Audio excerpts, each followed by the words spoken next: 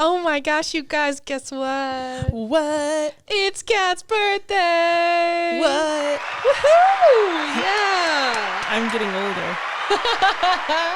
Death is coming. Cause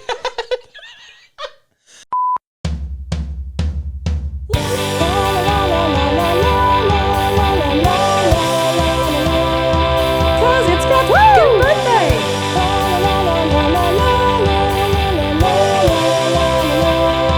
Cause it's Kat's fucking birthday! Welcome to Swiftlore Podcast, where usually we dive into the lyrics and lore of our Lord and Savior, Dr. Taylor Allison Swift. Absolutely, we usually do, except on our special birthday episodes in which each of us on our birthday gets to pick an album that we love that is not Taylor Swift to talk about it. And today we're talking about Everybody Needs a Hero by Orla Gartland. Wow, and everyone is surprised. We talk about Orla all the time. All the time. Literally all the time. We love her. We're a big fan. We got to see her in November. We're seeing her again on 420. Very exciting Easter Sunday, and nothing else special about that day. Nothing else. Yeah, it's just that it's Easter. So we're really excited. We're going to break down so the excited. I love this album. We're going to go song by song. People who have listened to the birthday episodes before kind of know how this works, but talk about the songs a little bit. We're not going to go too in depth because there's a lot of ground to cover. So this is Orla's second album, Everybody Needs a Hero. Mm-hmm. The first album being Woman on the Internet, which is also banger after banger after banger. It's so good. If you haven't listened to Over Your Head off of Woman on the Internet, pause this, go do it, and then come back. It's really good. And then when you're a changed man/woman/ somewhere in between, here you are. Here you are. And now you're ready to listen to this episode. Mm-hmm. But yeah, it was released on October 4th, 2024 under the label New Friends, which is the title of a different Orla song from one of her earlier days that I love and adore. It also had 5 singles that came out. Sure did. I actually did not know that Kiss Your Face Forever came out in 2023. It did because it was in Heartstopper. Oh. Yeah, so she got really popular after Why Am I Like This was used in season 1 during like a really pivotal scene. Mm-hmm. And so I think they just keep giving her, like, she keeps having songs on the seasons. I'm not sure if it's happened more than twice, but I know Kiss Your Face Forever happened in either season 2 or 3. Oh, I haven't watched season 2 or 3 of Heartstopper because I liked season 1 and I liked that it was happy, and I've heard that season 2 and 3 are darker, so I don't want to go there. They are. I just, in my head, it ended at the end of season 1 and everybody's gay and happy and it's fine. That's where I like to live. But yeah, so Kiss Your Face Forever was in Heartstopper, so it was actually the first song released. I had no idea that it came out. Like, I didn't even know Orla released a song in 2023, which is surprising because I was in the trenches with Woman on the Internet still. Well, that's probably why. You were so blinded. I was so over my head. There, I made it work. And then Little Chaos was the first, like, album lead-up single that was released May 15th, 2024. Loved it as soon as it came out. Mm-hmm. Bop and a half. It's so catchy. And then mine was released on June 18th, 2024. I did not listen to it until the album came out because it's kind of a darker one. I did. I listened to it at the time, and then I listened to it again, and that's a painful one, and we'll get to it. We'll get there. And then The Hit was released July 24th, 2024, which I also, after not listening to mine, I was like, I'm not going to listen to any of the singles. I'm just going to go into the album blind. So, which I'm kind of mad at myself that I didn't listen to the song because this is one of my favorite songs of the album. Yeah, I don't know why I didn't listen to any of the singles. Just, I just was like keep it going. Which is a weird choice to make. Anyways, and then the final single that was released before was Late to the Party, and that was released August 27th, 2024. Yeah. So she did like one a month for the 4 months. And then September, nothing. And then the album came out in October. Yeah. So it was a third of the songs, basically. Yeah. Actually, over a third. Yeah. Which we love. We loved 5/12, so the album came out before the album. I personally loved being able to listen to as much Orla as possible. It was great. And it also, the album dropped the month before we got to see her. It was a perfect amount of time to know all the songs. Yes, it really was. Honestly, we love you, Orla. We love Orla. I have a little bit of my background. I started listening to her in 2016. I remember specifically being in a dorm room and stumbling across the recommended video for I Go Crazy. And then I haven't been the same since. I don't know. And then you went crazy. I went crazy. I ingested all of her content possible. I don't remember if I found her or Dodie first, actually. But they did a lot of stuff together. Well, a couple of collabs they did together. So I listened to those, and then I got all deep into it. And then I got to see Dodie, and Orla was in the band, and that was really exciting. And I was like right up against the stage, and it was like incredible. And then I got to see her. Yeah. So it was like 8 years in the making. Yeah. And I started listening to her in 2021 when Women on the Internet came out, because Abby was like, you have to listen to this album. It's amazing. Mm-hmm. And then I was like, oh my God, this album's amazing. So then I've been influence. Call Abby an influencer because she be influencing me.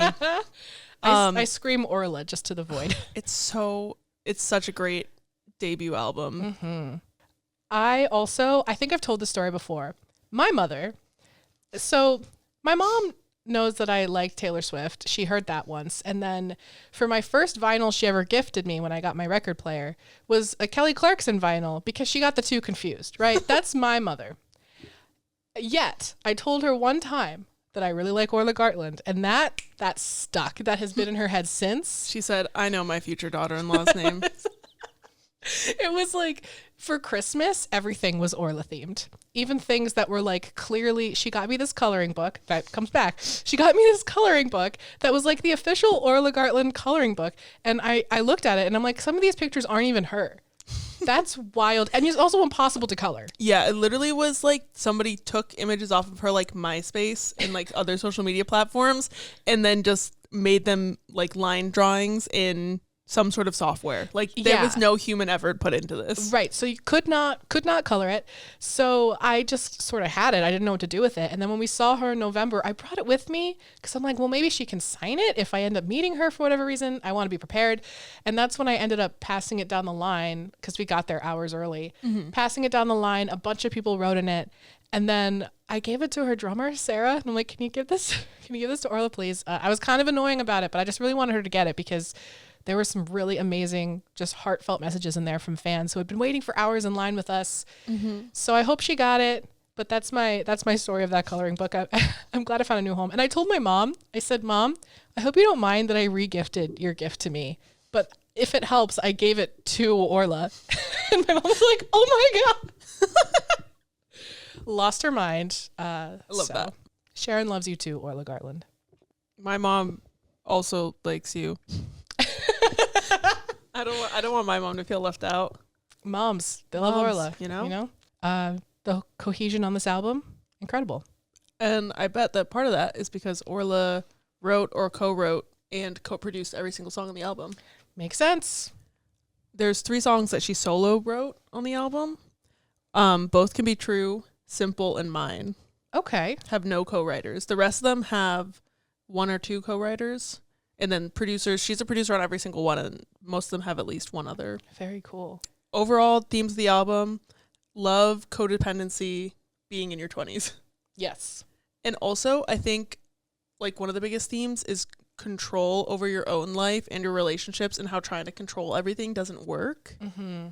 And as a type A person in my 20s, I feel like when the structure of, like, school, college, grad school ends, then, like, because I went straight from, like, high school to undergrad to grad, mm-hmm. and then graduated, and then I was like, oh no, now I have, like, no structure and so much freedom, and then, like, you don't know what to do with all the, like, it's overwhelming how much control you have, and then you get overwhelmed by it, and then you break down. Yeah.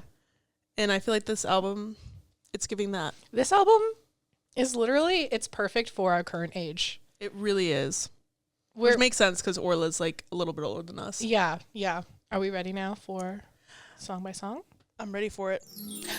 Both can be true. First and foremost, so for people who maybe haven't listened to Swiftlore before, I'm currently a graduate student in mental health counseling, so I'm a therapist counselor. And one thing that I joke about a lot with my friend, there's something called dialectical behavioral therapy, or DBT, and one of the big things of that is synthesis of how 2 opposing things can both be true at the same time. And so whenever me and my one friend are talking about, like, I'm angry, but I'm also really happy, or whatever, like 2 opposing things, we just look at each other and go, DBD, and high five. And that's very both can be true coded. It is. Also, I think I said TBD instead of DBT. I got the right letters, just in the wrong order. What? Who's gonna know? Who's me? I know. It's DBT. Anyway, that's my first note. It's just DBT. Also, one thing I love about this song is that it was recorded as a one track, like one take. So the vocals and piano are actually both on the same track. Really? Which is why there's not a clean version of the song, because it isn't like a normal song where you can just go in and fix the vocal line. Like she would have had to re-record the whole song, but without the swear in it. So that's why there's not a clean version of this song, is because it was recorded as one track and she liked it so much she was like, I can't do anything else to it. It's got to be very simple and like laid back. It's a really slow, honest, raw opening to this album. I love it. It's really great. I think it sets up the album a lot because so much of this album is about fear of vulnerability. And this is a very vulnerable song. I love, like, she says, like, feeling everything. I feel like the other thing about being in your 20s is, like, everything is so much all the time because you haven't, like, learned what to tune out yet, which I feel like is part of getting older, is everything feels like a big deal until you figure out what's not. Yeah, and it's similar to that age of 17 that we talk about a lot, too. Yes, I think 27 and 17, I literally was thinking about this yesterday. Yeah? That 17 and 27 have a lot of parallels. They do. And it's just that 17 gets romanticized a lot more, but a lot of the songs that hit when you're 17 also hit when you're 27. Yeah, because 27 is really when things start getting thrown at you. You have to worry more about bills, about taxes. You can rent a car now. Like, all of these random things that now you have to take into consideration. It's overwhelming. You're doing all of it for the first time. And then you want to throw love into it? Exactly. And then, like, people are getting married, people are having babies. Right. And you probably, like, are dealing with healing from things and having trauma from previous relationships or previous trying things. to start a career. And, oh my God. It's such a terrifying part of life. And that's actually my favorite lyric in the song is, I'm stuck in between frozen and feeling everything. That's so, my favorite is 4 years in, I feel like a child having realizations. Oh, yeah. Because I feel like I'm 4 years old in adult years, because I graduated from grad school when I was 23. So I'm 27, almost 28 now. So I'm like, oh, so you're about to turn 5. I'm about to turn 5. Like, wow. I'm literally a baby. I'm going to grown up kindergarten, which is figuring out what my retirement account means. Yep, basically. Like, do I have one? Yeah. Do I understand it? Not at all. Yeah. So having those realizations and feeling like a kid, and she talks about being like a kid a couple of times. Yeah. And I think another thing for people our age, I think, is a lot of people know that, like, healing their inner child is really important and, like, nurturing, like, what mattered when you were a kid. Because the thing that's great about being in your late 20s is that I feel like for me and a lot of other people, it's just like, cringe is dead. I don't care. I'm just going to do stuff that makes me happy. So again, with the both can be true of it all. It's like, this is the most stressful part of my life ever. But also, I find so much joy in, like, the life that I'm building. But also, it's very stressful, and I'm feeling everything, but there's also this just, like, absolute fear and terror, and, like, you do freeze because you're like, what do I even do? How am I supposed to do this? And everything feels out of control, and things also feel out of control when you're a kid, and you're grappling with all of these feelings, and all of it's true.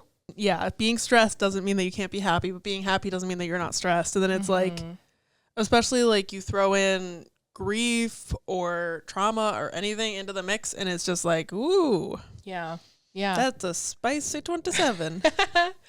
And I think a huge overarching plot in this album is, I don't know if it's one relationship or multiple relationships. A big rule that we have on this podcast is that we don't speculate about the singer's actual personal life. We talk about, like, the themes and the feelings associated with the songs. We usually talk about the singer as a character and how we can relate to them. So we won't be speculating about Orla's life at all. Yeah. With that being said, in the context of the album, I don't know if it's about one relationship or multiple relationships, but it's clearly about grappling with being so stressed and confused and scared and dealing with stuff and falling in love.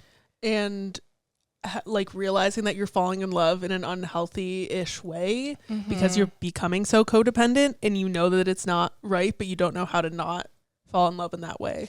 Yeah, and codependence is a huge theme off of even the previous album, Woman on the Internet. There's a song called Codependency. So this is not, like, a secret theme. And this character that's singing is not a perfect person. Yeah. And they're very out with that. Like, that's not. I think it's boring to listen to music by narrators that think that they're perfect. Because nobody is perfect. Nobody. And like acknowledging the flaws just makes it more interesting and more relatable. Yeah. And we said the same thing when we covered Ed Sheeran's album Multiply and how like he is so vulnerable and raw there. And he is sometimes the villain in the story on that album. And that's okay. It's okay. Like, that's going to happen. If we open the door to allow ourselves to be vulnerable with each other, then we can learn from each other. Then we can like start to validate our emotions and figure them out and learn how to process them and move on. So it's important work you're doing. But yeah, the codependency starts here with, I feel your stomach drop.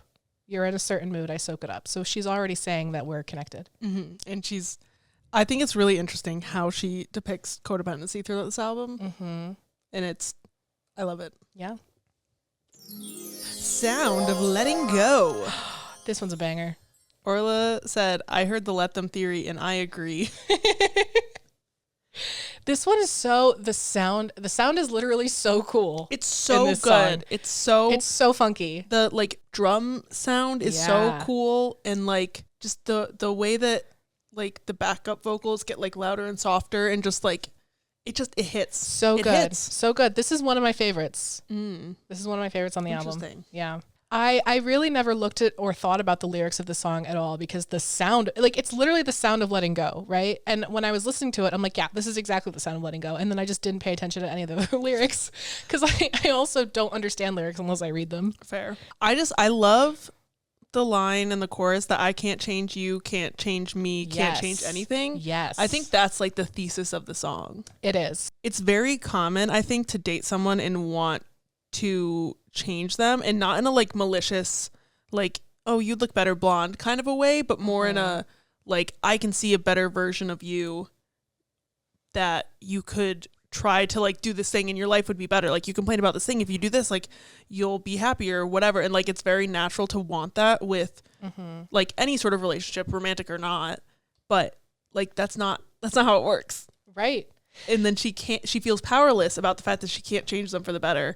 But then because she feels powerless about that, she realizes that she can't change herself either. And then just that like nihilistic, like, oh, I can't change anything. I don't have control over anything. So I got to let go of everything because I have no control over my life. And it's like, not quite. Yeah. Yeah.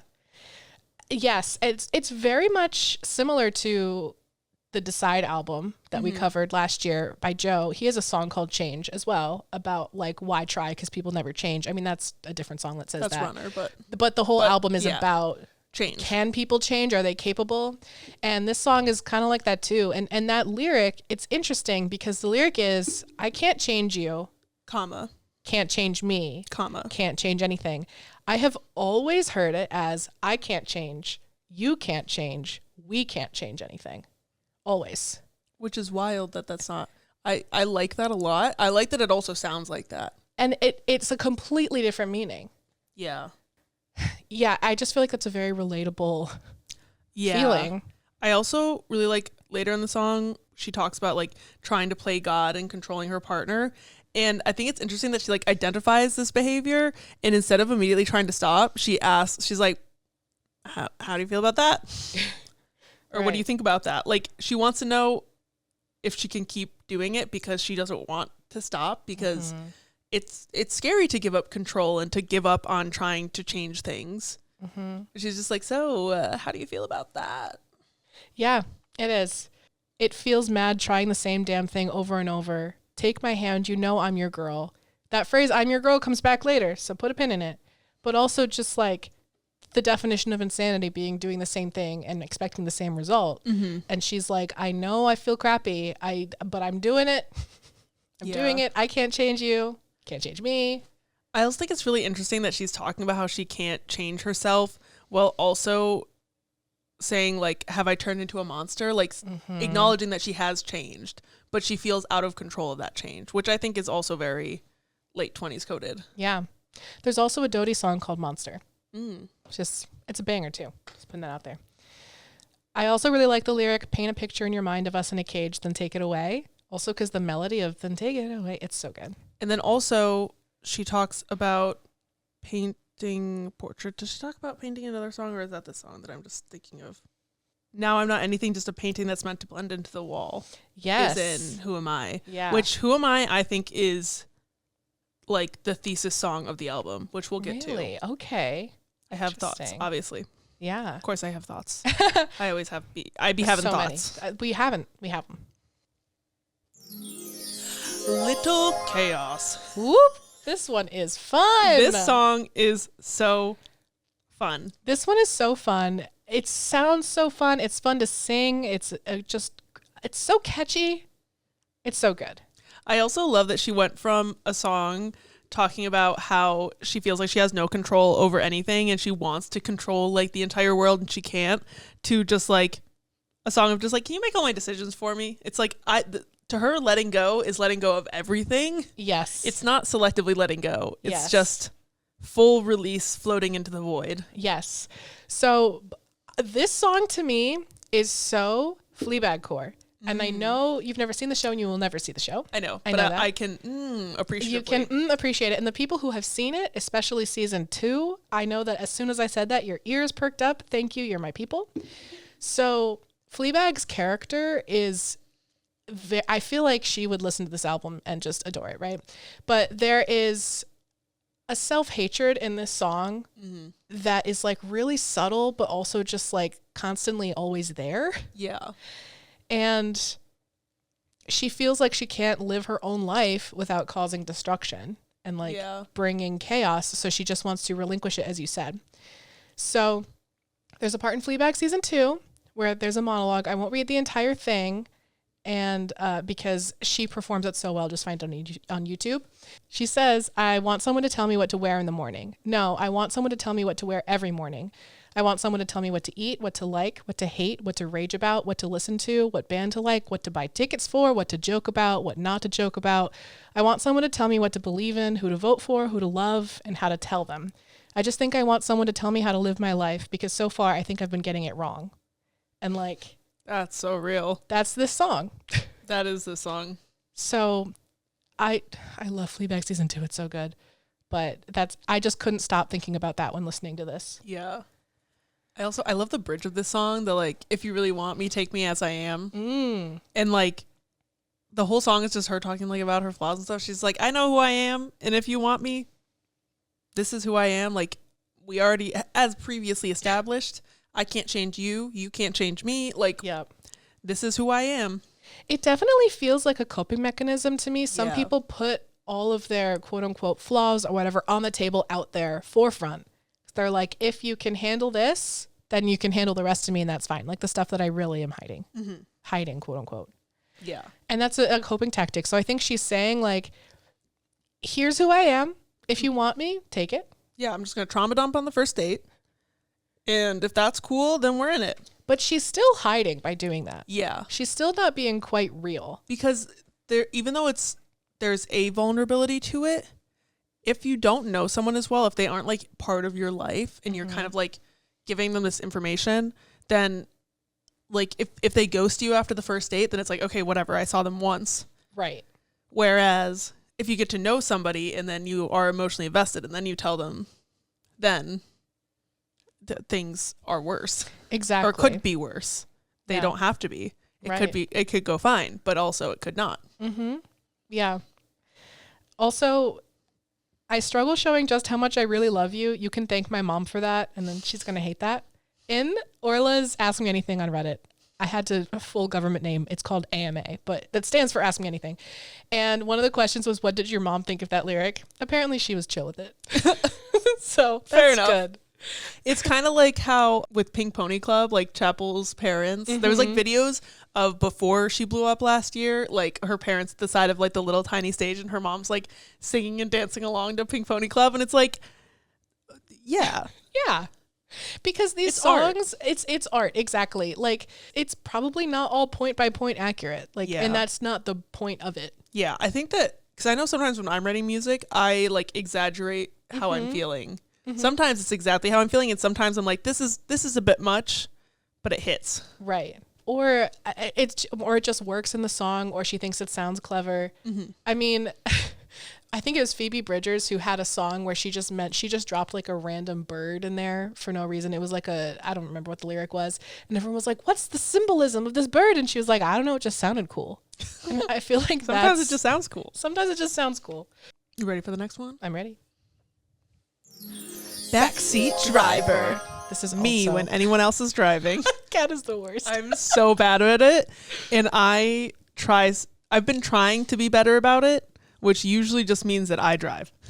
That is what it means. No, Kat is notoriously, she sits in that passenger seat and she clenches at every bump, every turn.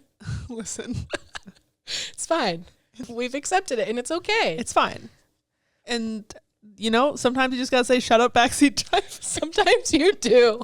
Oh, my favorite part of the song is the melody at the like, don't know how we got here. Next thing I knew, disassociated in it. Yeah. Me. It's me when I dissociate. We did 2 TikToks of the song actually because it's a banger. This is a great song. It is so catchy. The part where she goes la la la and then I wouldn't trust me either. Amazing. And it was so fun live. It was so fun. Oh my gosh. Also, I love that she's like characterizing her kind of like intrusive mentally ill thoughts as like a backseat driver. Yes. Because you've talked about this before about like taking your thoughts and imagining them as like a different person. Externalization. Externalization. Yep. And how like that's a good strategy for trying to work through stuff. Yeah, it's a therapeutic technique. It's part of narrative therapy. I've talked about it before.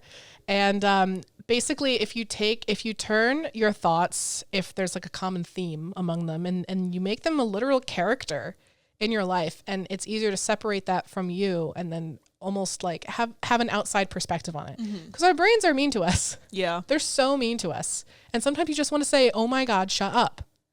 And she does. She says, shut up, backseat driver. She says, shut up. You know what? As she should. I also love how this song is like a continuation of the last one, where she immediately is talking about how she's got big emotions.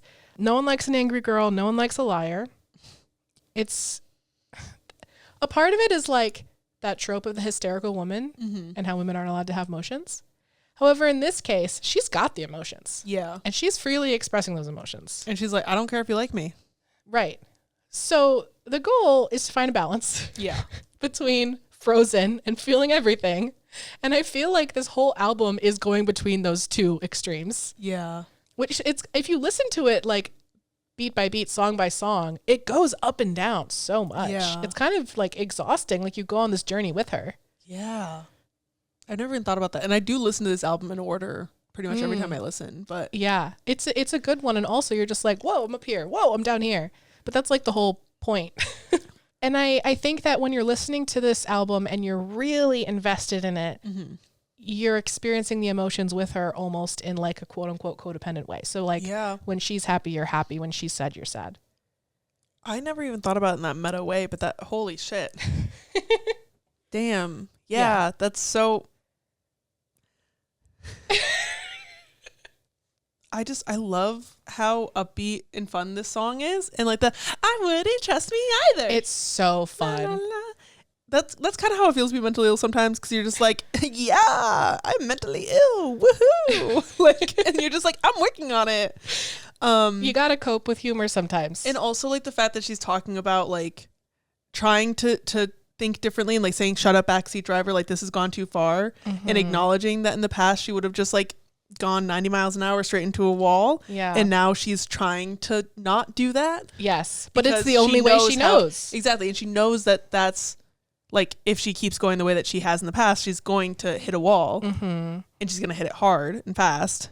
But her navigator, her backseat driver navigator is like, all right, and now turn into the lake, like that scene from The Office. Yes, exactly like that scene from The Office. I'm surprised you made an Office reference. I've seen that episode, I think. But the idea of this whole song of like, could you love me if you knew it was on my mind? And her basically deciding, no, so I'm going to lie and be performative. Yeah. Because I'm afraid. And like, I wouldn't trust me either because I know that I'm not being exactly authentic, but I can't stop. And like, all of that is so relatable. I feel like a lot of us have been there. And also I think it's interesting that she's like projecting this, like, I wouldn't trust me if I was you. Like that's Right. like that's a projection of just like, Yes. she doesn't know how the other person actually perceives her. Right. She just thinks that she knows because she's just perceiving herself. And this is all, it's exactly right. This is all her biased perspective. We don't know anything about the other person, Yeah. how they react, or even what she says like in the moment in real life. We don't know that. We just know what her feelings are and how she feels about it. Mm-hmm.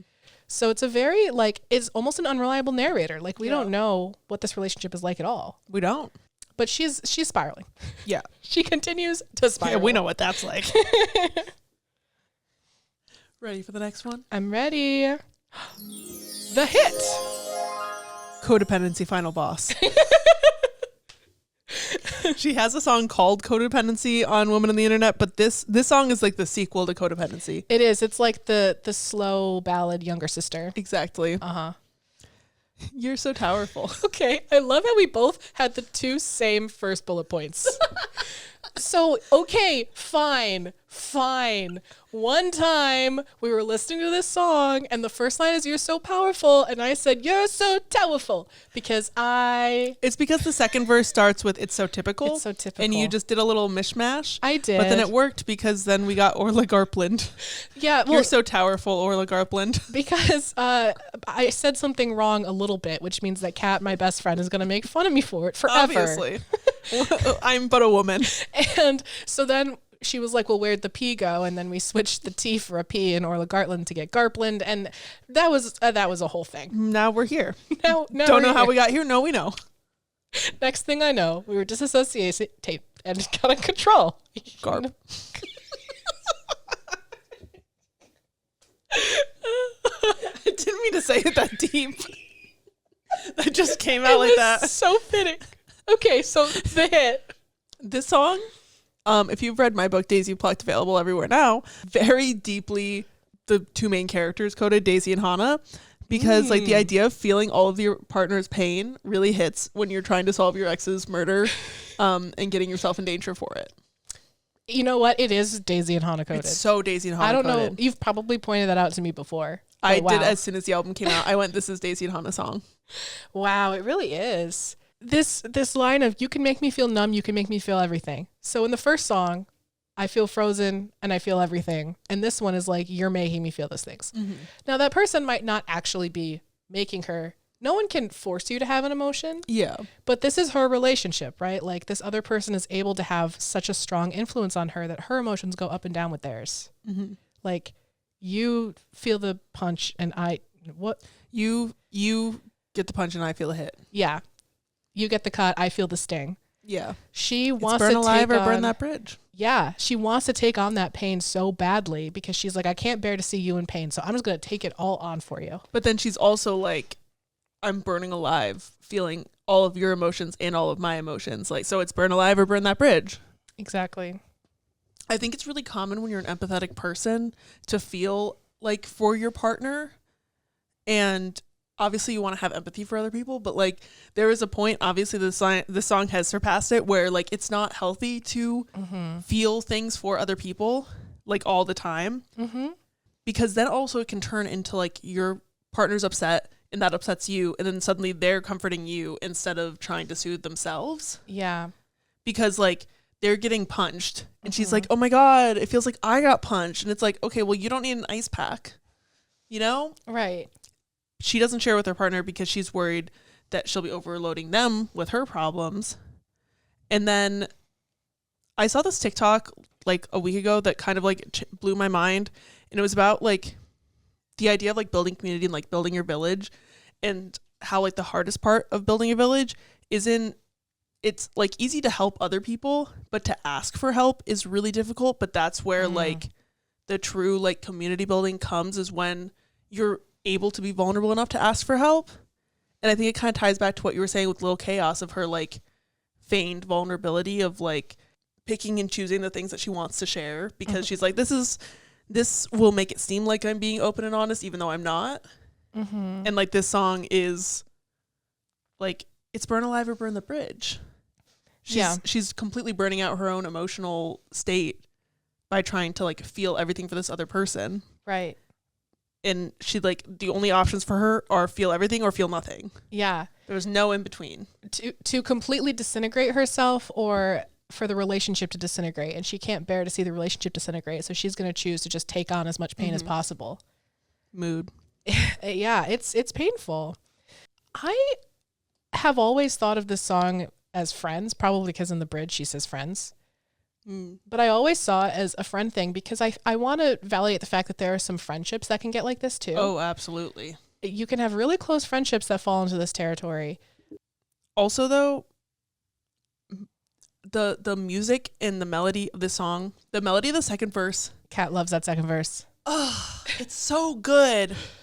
Wait, I gotta look up the words so that I can say it right because damn does it fucking go stupid, go crazy. It does go stupid, go crazy. That's true. I don't want to burden with how I've been feeling. It's just my perception of what you're perceiving. I'm thinking your thoughts before you even get there. Like, okay. The flow. Like, okay, mind reader. It's really good. It's really just good. my perception of what you're perceiving. Mm-hmm. That's a really good line. I think that I saw another, I think it was a video essay that I was watching, and it talked about how like women and girls are kind of trained to like self-police themselves and like their bodies and their appearance and always think about yourself from an outside perspective and like thinking about like, oh, how do I look right now to like other people? It's like my perception of how you perceive me is like she's not thinking about what she is feeling. She's thinking about how other people feel seeing her. And it's like, well, you can't feel your own emotions and you can't be in your body if you're just like trying to see yourself from an outside lens. Like that's just like softcore dissociating. Yeah. Also, right after that perception perceiving line, oh, it's typical. When it's good, it's so good, but it's always like I had nothing to do with it. I mean, the fact that even when things are good, she feels like, well, it has nothing to do with me. Like I didn't make it good. It's the self-deprecation all throughout this album of she is trying so hard and yet feels like she has nothing to offer. Which is objectively untrue. Right. But and it doesn't change the feelings about it. Yeah. It's really sad. It's really sad. The bridge is fire. So good. Also, Two Weirdos, Two Sisters, alternate title of this podcast. Literally. That's us. Too good to be true, that's us. She's going over these memories. I love this bridge a lot. It's just so cool sounding, and it's like a different, you're probably about to go into that. But no, mine's about the last chorus. Oh, okay. So she's going over the memories like, I met you, I was obsessed with you, I loved your accent, I had to know you, now I know you and we're friends and I felt it and it was real, but maybe it was too good to be true. Maybe I'm ruining everything. Maybe I'm not good enough. Like it starts off like she's trying to validate her experience, and then by the time it's over, she's like, but maybe it's not that. Maybe I'm making it up. Yeah. Which sometimes we talk to ourselves in circles until nothing makes sense anymore like that. Yeah. Oh, damn, yeah. My last note is that I love that in the last chorus, when she gets back into it and she has that little like, it's some kind of mad, like the music kind of cuts out. And then I can't remember if it's in the actual like studio version or if it was just when we were live, but there was this like kind of like jazzy moment when the music comes back in. That was like, I don't know how to explain it. Just the sound was really cool. Yeah. I think it was only when it was live. Okay. It was like the drum sound had more of a like. That drummer crushed it. Sarah she Sticks. was so good. Love you, girl. She stuck it. She did. Sorry. She did. Simple. I may have poisoned the song for myself by associating it with a situationship, but it's fine. It's fine. Everything's fine. Anyways, I'm in the trenches. This song, it feels on the surface like a sweet love song, but in typical Abby fashion, I have made it sad. And I made it sad in the good old fashioned way. So let's get into it. This song lists off a bunch of things about what love feels like, simple, sweet, nothing sort of situations, except the examples. Like they're proud of you for once. This song, the whiplash this song gives you. So all the courses have like a different list of like things that are so simple that love feels like. And she'll start with like, oh, it's like coffee with an old friend. It's like, oh, that's sweet. That's like pretty. Yeah. Yep. It's a lie-in on a weekend. Love that. It's your parents looking at you like they're proud of you for once. It's like, oh my goodness. And it's like, yeah, that does feel good, but like, do you want to unpack that? Right. Right. But even when you're thinking about coffee with an old friend, why are they an old friend? What happened to them? What caused the distance? That's true. Like there's context to all of these statements where you're just like, there's kind of a sadness under them. And that's how she's describing love. It's really interesting because I didn't really think about the sadness of this song until you started pointing it out. Even with the like your parents looking at you like they're proud of you for once. I was just like, yeah. No, it's so sad. So like, okay, I want to read you my literal note.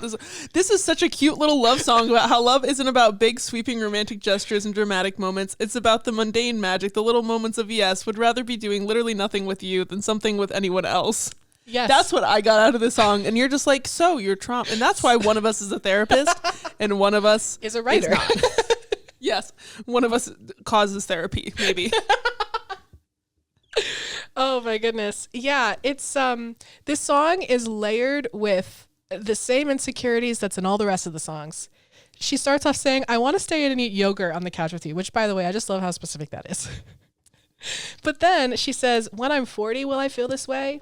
I think when I'm 40, I'll feel this way.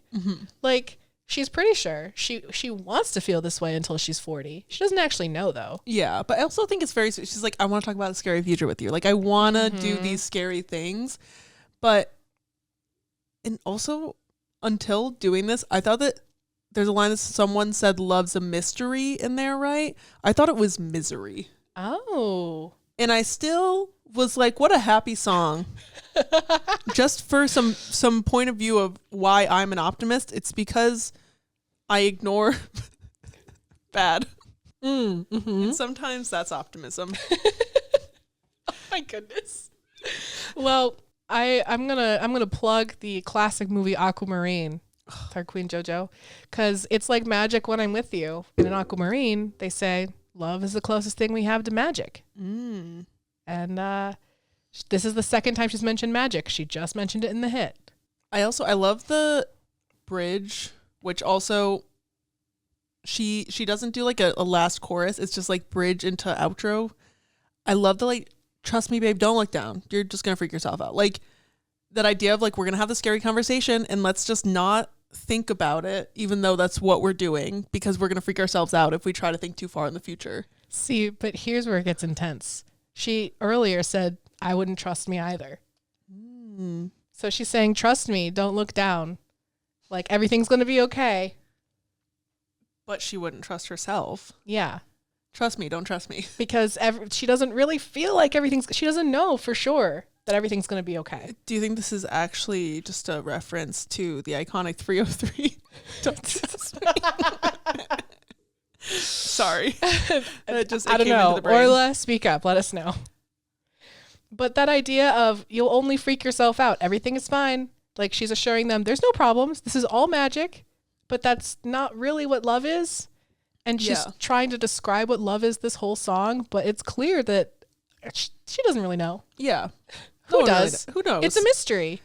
You know, and I mean, to quote You Are in Love by Taylor Allison Swift, like the end of that bridge goes like, why I've spent my whole life trying to put it into words. Yeah. Because it's very hard to describe because it's a feeling, and the feelings are difficult to describe. And it's ever changing, and it's complicated and confusing.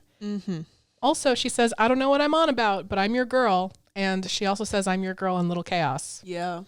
So there's another parallel. Also, getting emo over football players hugging each other is very real. It is. On the Super Bowl, I guess she's probably not talking about American football. She's probably talking about soccer, but it's fine. I don't know anything about soccer or football, but during the Super Bowl for American football, there was a guy and it was his birthday on the Super Bowl day and he scored a touchdown. And I was like, he scored a touchdown on his birthday. In the Super Bowl. That's amazing. That's so sweet. I would have cried if I hadn't been coming down with the flu while the Super Bowl was happening. Enough. Ready for the next? I'm ready. Late to the party. Bop and a half. Totally a bop and a half.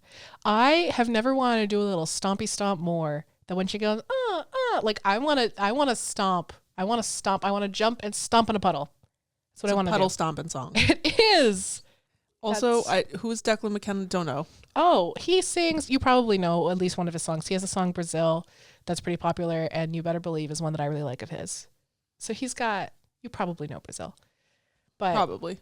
He's good. He has a little part in the song.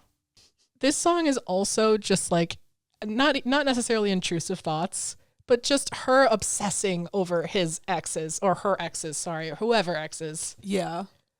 Obsessing over exes. And like the idea of like, now when we fight, I'm on your side. Mm-hmm. Again, with the like toxic empathy. Yeah. Of feeling everything for your partner and therefore like not wanting to say anything that's going to hurt them, even if it's something that you need to say. And like, if you're just voicing your emotions or whatever, it's like you're fighting and you know all of their past trauma. So then you don't want to like do anything that's going to trigger them. But like, sometimes that's inevitable if you're having like normal conversations as like the normal, like difficult conversations in a relationship. So it's like, we fight, I'm on your side. I would rather be hurt than hurt you. Yeah. So like, she's just not saying things. And also wanting to fight your partner's ex for messing them up is very real. So a couple of things. She starts the song by saying, I don't like to think about your lovers that came before me. And then later in the song, she's like, she's always there somehow. Like, she doesn't like to think about them. She's always there. I gave you your favorite t-shirt. She gave you trust issues, which, by the way, is one of my favorite lyrics. So funny. Off this album. That is a very funny line. But yeah, it's this being, I'm so obsessed with your ex, the Olivia Rodrigo song. Yeah. Like, it's knowing that this person had a connection with your current partner. So you have that in common. And you wonder, like, what were they like with her, or whoever, like, what were you like before your ex hurt you, like, right, wishing that you could have been like the first person that your partner dated so that they don't have that past relationship trauma that's now messing things up for you guys because they're carrying that baggage with them. Mm-hmm. It's also interesting how she's saying, I don't like to think about them. And then she refers to them as the ones who got away. So she's assuming that they're the ones that gave her partner trauma, but also they're the ones that got away. Like, it feels like the narrator, the singer, can't really decide if she hates these people or if she's jealous of them. I feel like I always thought of it as like separate exes. It's like there's the ones who got away and then there's also like the traumatic exes. Oh, okay. Yeah. And like you're competing with both of them. So it's hard because you're competing with a villain, but also with the ideal. Mm-hmm. And then you're just like, oh no, I'm just a person. Because in memories, it's very easy to turn somebody into like a good or a bad person. But in modern, face-to-face conversations, there's a lot more gray area than there is in memory. That's true. Yeah. I also love that this song plays out just like a train of thought. Yeah. I love that she name drops her friend Rachel. I love that she's just like, maybe Rachel was right and everyone just walks all over you. And now when we fight, I'm on your side. And she goes, and then all of a sudden she has a panic attack. And that's the chorus.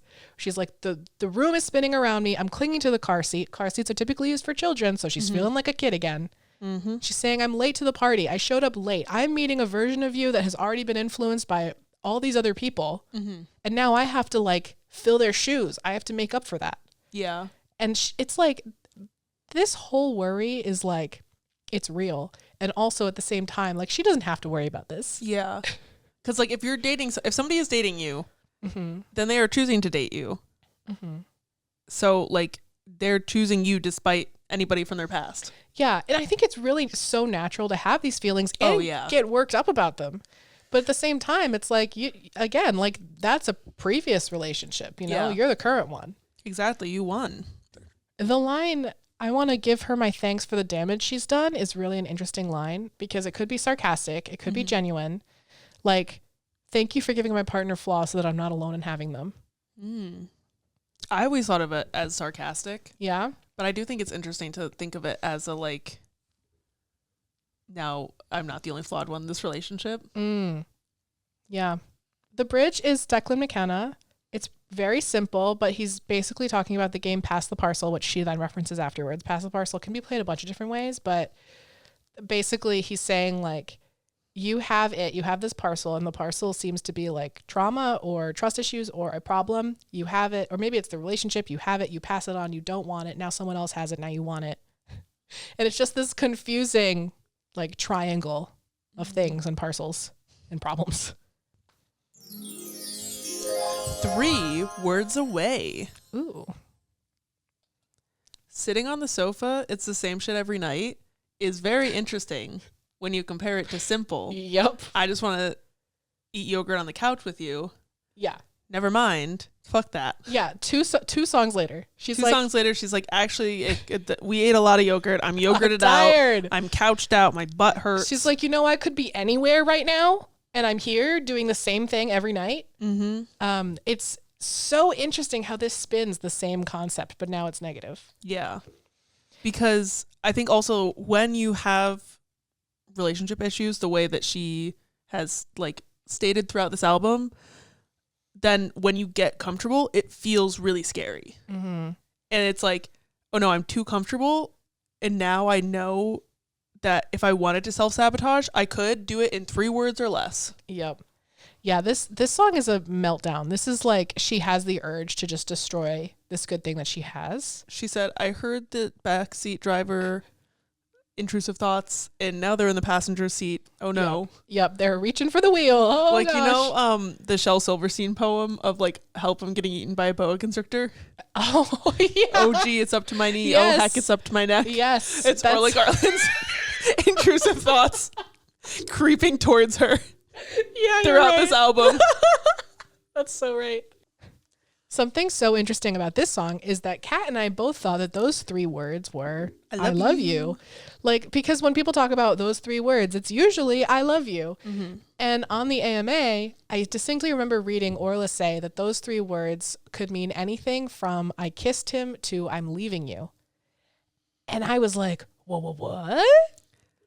And I think that like, so when I first listened to the song, I thought it was like I love you, of like pushing a relationship from like a casual to a real thing. And it's like when you say I love you, like that does kind of like not ruin things, but changes things, because it's suddenly like, oh my God, we got love in the mix. Yeah. But like the fact that it could be like the I'm leaving you or I kissed him, or it reminds me of the concept for My Tears Ricochet of like when you know someone really well and really intimately, you know the quickest and easiest way to hurt them because you know all of their triggers and all of their past traumas. Mm-hmm. And so then you know that like, if I wanted to destroy this relationship, all I have to say is like 3 words. All I have to say is like, I kissed him or I'm leaving you. Like, yeah, it's too much power. Exactly. Yeah.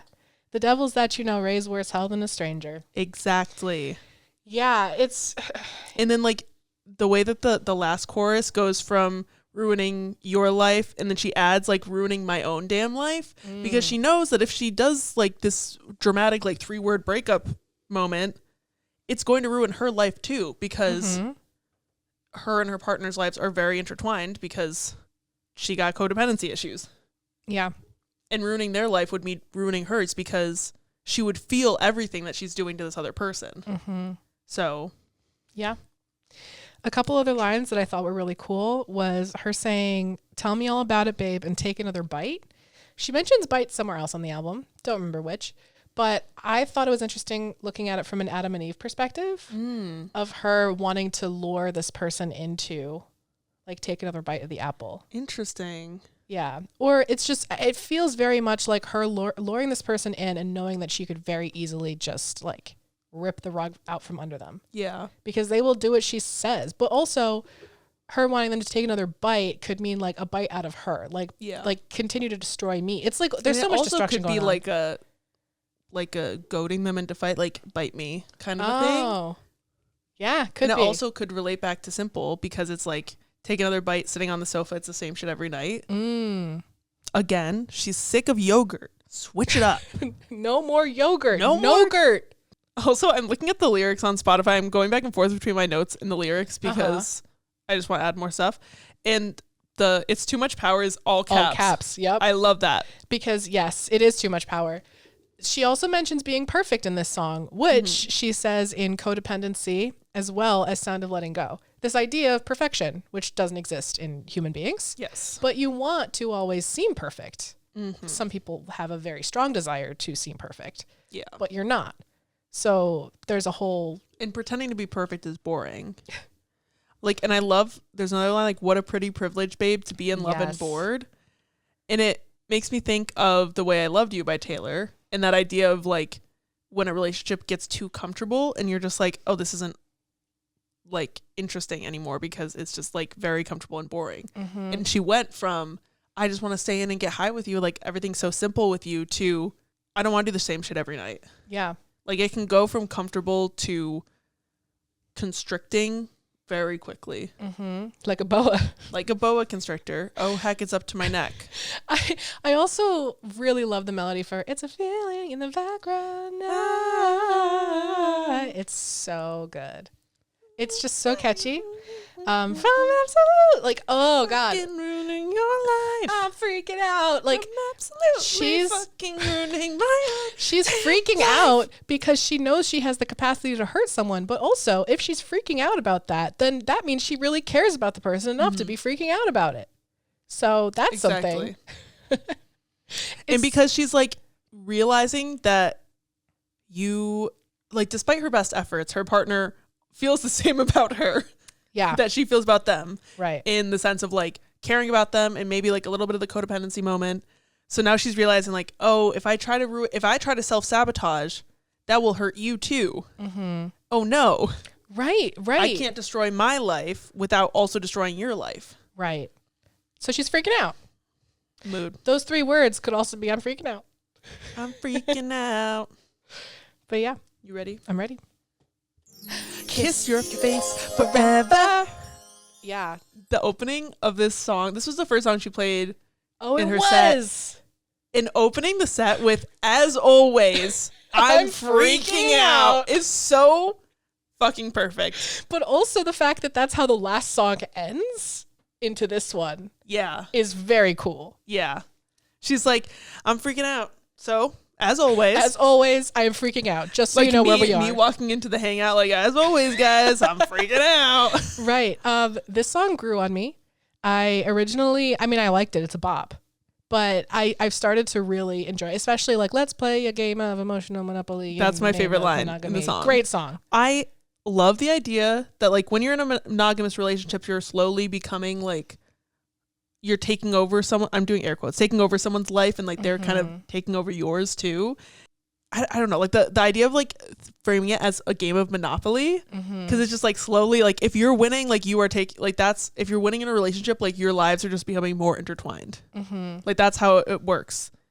Also, just the rhythm of that line of, like, let's play a game of emotional Monopoly so in the good. name of monogamy. Again, the flow. So good. Bop. So good. This song is really interesting, actually, because she's saying that this other person, super into her, super committed. We know that she's half yours and half unsure. We know that she's having trouble committing. She's like, I can't promise I'll love you forever or love you till I'm 40, but I can promise you that I'll kiss your face forever. She's like, we can have the physical aspect. That's fine. I'm cool with that. Can't promise you anything more than that right now. I'm freaking out.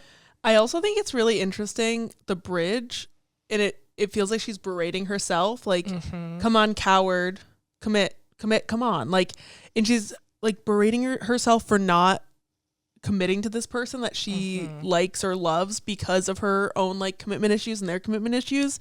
And she's just, like, so annoyed with herself for having this hang up, but, like, being annoyed at your problems does not make them go away. Yeah. If it did, I would be free of problems.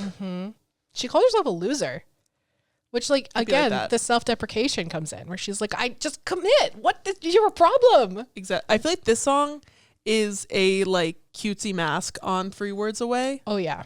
Like, she's saying that she really likes this person and she doesn't want to mess things up. And eventually the only way not to mess up the relationship is to take it to the next level and commit. Because situationships suck. And being stuck in that limbo will eventually ruin things. Yeah.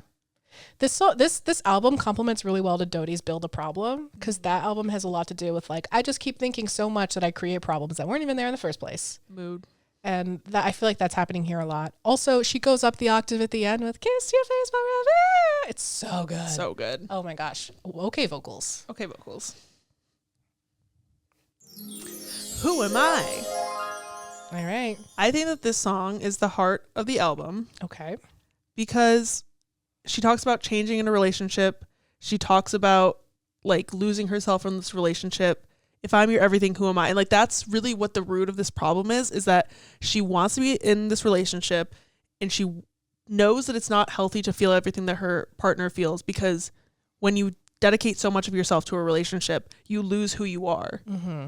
And this is kind of like the core of what the problem is her identifying like, oh, I've lost myself. That's why I'm so resentful and why there's all these problems between us, because I am not me, I'm you. Yeah. And I feel like that's something that I went through as a teenager, where you lose yourself in other people because you don't know who you are yet. And you have to take the time to figure out who you are, what you like, what you need, what you want.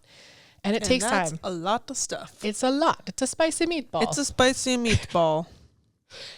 But yeah, she says that like, so the mood has swung back down again. She's spiraling about something different this time. She's saying like, I don't even know if I have free will. Yeah. I do everything just for you. Just to spite that, I took a wrong turn on purpose, but now I'm late. So like, if I have free will, I just ruined my life with it. And like, that's also is in line with other stuff on the album. And like that idea of like this resentment is building up because she's become so codependent and she knows it's not healthy, but she also doesn't know how to stop it.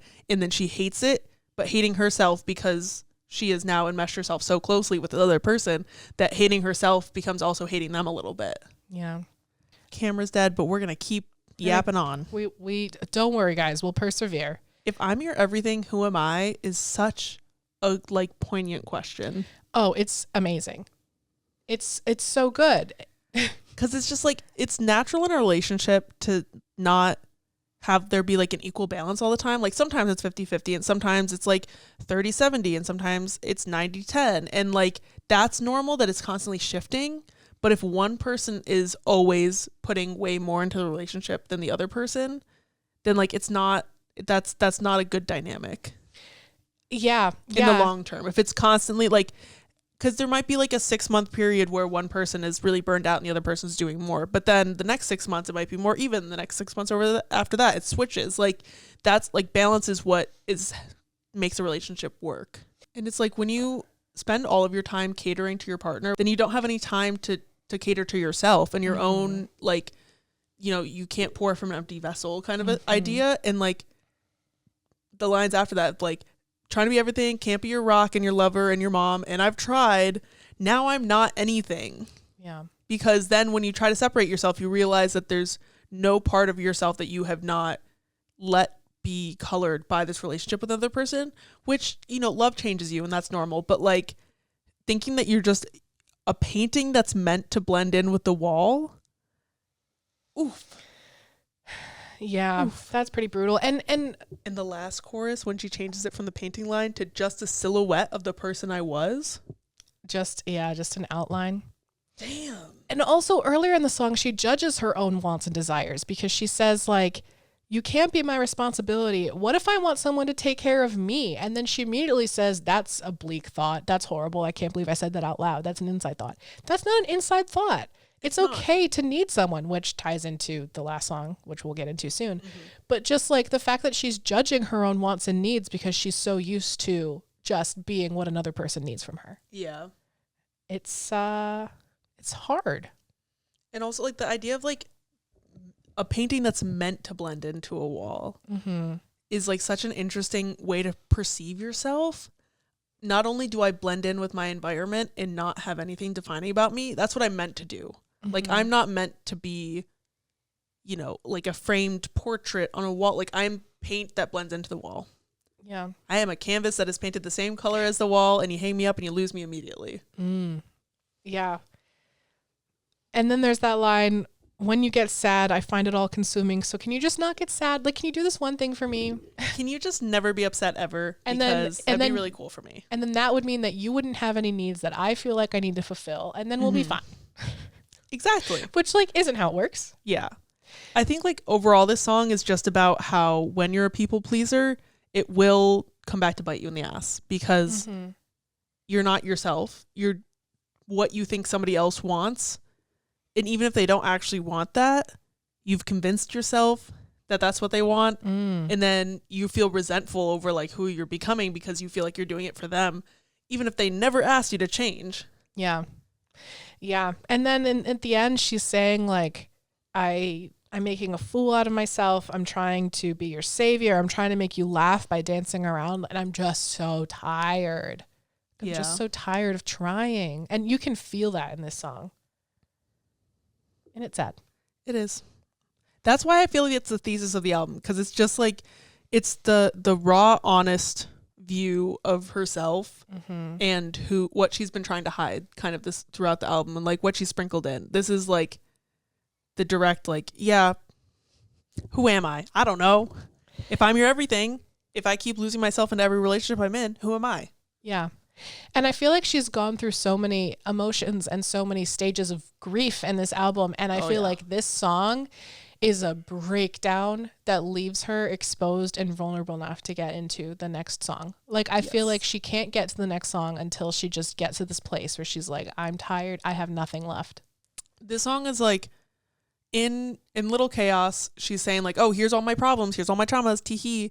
And this song is just like, actually these things really affect me and I'm still working on it and I don't know who I am outside of like you and outside of relationships to other people. And like this is her actually being vulnerable, which is why I think it's so much deeper in the album, because Little Chaos is the like on the trauma to bit scale, which, as we know, every time you experience a trauma, eventually it becomes a bit, and it exists somewhere on that scale of trauma to bit. Cat's this trauma is an to bit ongoing theory of mine that I still believe in, because everything that happens fits somewhere on the trauma to bit timeline. So Little Chaos is closer to bit, and now we're getting closer to trauma. Yeah. And then we go full trauma with the next song. Yeah. So do you want to get into that? Mine. Yeah. If you've never listened to the song, it's a heavy one. It's a heavy one. It's notoriously heavy. It's meant to be heavy. Yeah. And very sad. I think what's so beautiful about this song is how vulnerable and raw it is, and how so very Orla's it is. This is her song. I loved that she chose to play it at her concert, and that we all just were silent and let her play and sing these words, because she needed to say them. She needs to be heard. And it was just a really beautiful moment to me. And I feel like she's had the breakdown. And at this point in the album, now she's like, you know what? I'm finally just going to address this underlying concern that's been going on the whole time. Because I think the whole album, she's having all of these trauma responses, and we don't know the source. We don't know what's going on. We just are hearing like this thought spiral and the thought pattern she's going down. And she waits until the end of the album to talk about what happened, to say one thing that happened. I don't know if this is the only thing, but to talk about one thing that happened. And it's like when you're reading a story and there's this character who you don't really understand them until they finally open up to you and reveal something, and you understand them in a different way. And I love Orla talked about this song when it came out, and talked a quote that she said that I think really just sums it up, is it tells a fragmented story of an experience that really affected my relationship with intimacy and how that stayed with me throughout relationships that followed, which is exactly what you just said. Yeah. Yeah, I remember because I'm on her email list, and she sent this email where it said something very similar, where she's like, this song, she said, I won't lie, mine is just about the most honest song I've ever released. Some of the songs I write are so personal, they simply must stay on my phone or laptop forever. And mine could well have had the same fate had it not been for a strong, unexplainable urge I felt to put it out. This song is a story about intimacy and healing from something that sadly many of us have experienced. I'm really proud of this song, and I hope you love it. So she put it out there for us to listen to. We listened to it. Another thing I really love about the song is that the chords are so unexpected and weird and almost unsettling, because you don't know where each line is going to go. Yeah. And I think that what she's talking about is uncomfortable and unsettling. And so when you're listening to a song that mirrors that, like, musically, it again really puts you in this position of actively listening and being there in the moment with her. Yeah. So it's a really beautiful song. It's also a really hard one. Yeah. Is there anything else you want to say about that? No. Okay. Everybody needs a hero. Oh, she's perfect. She's perfect. She's perfect. I love the choice to end the album with the title track because it makes everything feel very like this is like the climax of the album. It's like she went through, she had all this bravado, and then she questioned herself, and then she broke down, and now this is like the mix between the like vulnerable truth and the bop. And now you get this Everybody Needs a Hero ballad, this power ballad. It's very fine line of her. It's very fine line.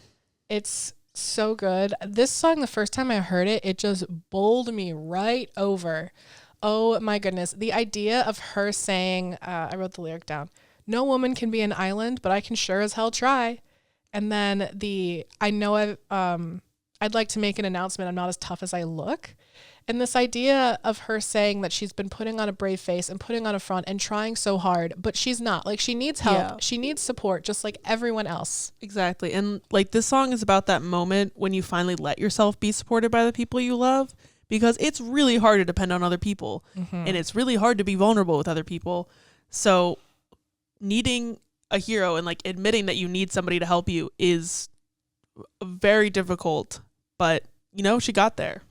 Yeah. I feel like this is the first time where she's really being very transparent, very honest with both us and maybe her partner. Yeah. Because she says, "I know I've made you insecure, that I need you, you need me more, and that's the story I'm sticking to." So she's even acknowledging that that's not even necessarily the right story, but that's what makes it easier for her to digest. Yeah. And she's telling us that, "I'm hoping you'll still be there." As in, like, now that you know everything, are you going to stay? Yeah. And like, my favorite lines in the song are, "My whole life been trying to fight it. What's the point though? Everybody needs a hero." Like, that idea of this whole album is her talking about needing other people and being codependent and feeling all of her partner's emotions, and then realizing that that's not good. And then in this track, she's finally like, okay, I've known this whole time that wasn't healthy, but now I feel like I can actually tackle it. Yeah. Yeah. And the chorus is, honey, I don't have much time. My parachute has come untied. She's saying she's literally falling through the air and she needs someone to swoop in and save her. And that could be perceived as she's flailing around in life, or she's falling in love and letting herself fall in love and be held. And both of those are equally powerful based on everything we've heard in the album. But the most important thing is she is opening herself up, and she is admitting that she needs help, and she's reaching out for help and letting other people support her. Which is so important. And I've talked about it before, how like reaching out and asking for help is so difficult. Yeah. But there are people in your life who want to be there for you, and they will pull through for you. They will. They'll be there. What's the point, though? The point is that people will be there for you if you give them the chance. Yeah. And I love how she makes superhero theme is a huge thing. On her tour, people come dressed up as superheroes. The makeup, like the masks are really popular. Just this concept of everybody needs a hero, and the fact that she's putting out music that says, hey, it's okay if you're not okay, and everyone needs help sometimes. And normalizing that. It's just an incredible message to put out there for people of all ages. Yeah. And I think it's the perfect way to end this album. But yeah, my favorite line is, "I'd like to make an announcement. I'm not as tough as I look." Me. Because me literally being like, I have something to say. I actually would like a hug, please. Like, it's really hard for me. Yeah, it's really hard. It's hard to ask for help. Because then you're opening yourself up to the possibility of people being like, no, I don't want to help. Yeah. And sometimes it feels safer to live in that limbo of not asking for help and then not receiving it, but feeling like it's okay because like it's a self-sabotage thing, as opposed to asking for help and then not getting it hurts more. Exactly. But the thing is, you could ask for help and then you could get help. It's not going to happen. Right. The other thing about this song, the first time I heard it, I remember listening to it and knowing that since it started off slow and like stripped down, I'm like, there's going to be a beat drop. When's it going to happen? And I was driving, and the second verse happened. I'm like, oh, it's going to happen now. And then she says, it goes like a measure further than I think it's going to go. And then she says, it makes me want to throw up. Bam! Oh my goodness. And you just like, I was flooded with emotions. I have chills every time I listen to it. And then the song just keeps building from there. It's so good. Yeah. It's okay to not be okay. You can be someone's hero sometime and then need someone to be your hero another time. And there's that balance. This album is about finding that balance. Exactly. And then the outro is just really beautiful because the music cuts in and out, and she's yelling, it's so good, and it's singing. Great. Oh, this album, Orla. man. This is a great album. Orla. Yeah. Okay. We give it 5 Swiftlores out of 5 Swiftlores. And she's officially started the tour, and it's a huge tour. I think it's her first big one. I'm excited. I'm so excited to see her again. Her concert in November was so good. Amazing. Yeah. And I am so excited. I'm just so excited. Like, the whole trip is going to be so perfect. And it's in my head. It's kind of my graduation trip, because we're doing a little girls trip, you, me, and my roommate Ari, who I've talked about a few times. We're going to Toronto. We have an Airbnb. Mm-hmm. We're gonna hang out and see Orla, and then like 9 days later we're going back to Toronto to see Joe. So that's also technically my graduation gift. But I remember Orla came in and to the Discord that I'm a part of, and was answering some questions for a while. This happened right before Christmas, and she mentioned that she was going to be back in America in May, and I was like, I'm graduating in May, and she was like, well, then you're going to have to come celebrate here. And I was like, well, if you say so. So Orla literally asked you to come to the tour. She did, and so I'm going. What do we do if not listen to Orla Gartland? I'm going. If I'm not listening to Orla Gartland, who am I? You know? Exactly. And technically, because it's on the 20th, I will still be a student. But I'm graduating so soon, guys. You're so close. I'm graduating so close. You can almost taste it. Release your inhibitions, guys. I've been listening to Unwritten a lot, unironically, lately, and I think that's why I've been so happy. It's not because the sun's out and I upped my antidepressants a few weeks ago. Definitely not. It's definitely because I've been listening to Unwritten by Natasha Bedingfield unironically. You know what, Kat? Both can be true. You're so right. Thank you. But yeah, so that was that. Happy birthday, Kat. You're 28 now. I do be aging. You made it through another year. This is a fantastic album. It's great. And it's going to be a fantastic year. Getting older is a gift, am I right? For those of you who have been listening to us, you know the drill. For those who haven't, we do have a Patreon. All of our like full episode notes that we write for this are available on the Patreon at all tiers. So the lowest one is $3 a month. So you would have access to them. And then we also have like what we call Swiftlore After Dark, which is deleted clips from that just didn't fit into the normal episode. You can also follow us at Swiftlore Pod on Instagram. And at Swiftlore Pod on TikTok. Patrons also have the opportunity to vote on our last episode of the month. So we've got a vote going on right now. Yes, we don't have hint songs for next week because the vote is ongoing. But by the time this episode comes out, we'll have recorded the next episode. Yeah, so that's that. I hope you enjoyed the episode. Yeah, and wish me happy birthday or else. Say it right now out loud. Kidding. Vampire. That's me. How long have I been 27? A while. So thank you. Orla, we love you. We'll see you on April 20th. Yeah. And Orla, if you're listening to this, do you want my book? Oh, yeah. Because you're in the acknowledgements of my book. That's true. Because of Over Your Head. Yeah. So, there you go. Just saying. Just saying. Crispy high five? Crispy high five. I didn't let you move at all. And that's why it was a good high five. Because I didn't participate. Bye. Bye.